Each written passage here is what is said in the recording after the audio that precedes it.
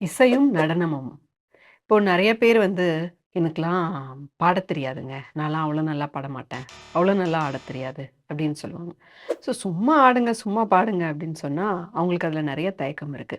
என்ன ஒரு நம்பிக்கை நமக்கு இருக்குன்னா, நம்ம அப்படியே பெரிய சித்ராவா நம்மளுடைய குரல் இருந்தா மட்டும் தான் நம்ம வந்து பாடணும். நமக்கு வந்து பெரிய பரதநாட்டியம் ஏதோ ஒரு டான்ஸ் நமக்கு தெரிஞ்சா தான் வந்து நம்ம வந்து ஆடணும்.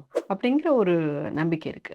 ஆனா, நம்மளுடைய முந்தைய காலங்கள்ல பார்த்தோம்ன்னு சொன்னா, குகைவாழ் மனிதர்களா இருந்தபோதே, பறை போன்ற அ இசைக்கருவிகளை இசைத்தல் மற்றும் நடனம் ஆடுதல், இது எல்லாமே வந்து மிக மிக பழைய அ குகை ஓவியங்கள்ல கூட இருக்கு.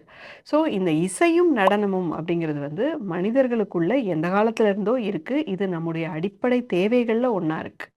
ஆனா, இன்னைக்கு அன்பார்ச்சுனேட்லி துரதிர்ஷ்டவசமா, குடிச்சா தான் டான்ஸ் ஆடலாம், குடிச்சா தான் பாட்டு பாடலாம், அப்படிங்கிற மாரி ஒரு தப்பான ஒரு இது இருக்கு. ஸோ வந்து நெறைய பேரு இந்த பாடுறதுக்கு, ஆடுறதுக்காகவே வந்து குடிக்கிறது, பாரு, இந்த டான்ஸ் இந்த மாதிரியான விஷயங்கள்லாம் இருக்கு. இது எல்லாம் எதுவுமே தேவை கிடையாது. மனிதர்கள் நாம நம்ம பாட்டுக்கு பாடலாம், நம்ம பாட்டுக்கு ஆடலாம்.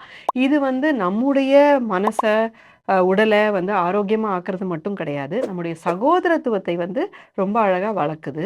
நீங்க வேணா பண்ணி பாருங்க. நீங்க வந்து பல்வேறு மனிதர்களுடன் சேர்ந்து, உங்களுக்கு என்ன வருதோ பாடுங்க, என்ன வருதோ ஆடலாம் சேர்ந்து அப்படின்னு இருந்தோம்னு சொன்னா, நம்முடைய சகோதரத்துவம் வந்து ரொம்ப ஸ்ட்ராங்கா ஆகுறத பார்க்கலாம். பல்வேறு பயிற்சிகள்ல கூட, ஈவன் அரசியல் பயிற்சிகள்ல கூட, இது போன்ற கருவிகளை வந்து நாம வந்து பயன்படுத்துறோம். எதுக்காக அப்படின்னு சொன்னா, இது வந்து ஒரு அடிப்படை மனித தேவை மற்றும் மனிதர்களை ஆரோக்கியமாக, ஒரு சமூகமாக வைக்கக்கூடிய ஒரு நல்ல விஷயம் அப்படிங்கிறதுக்காக. பாடுவோம், ஆடுவோம்.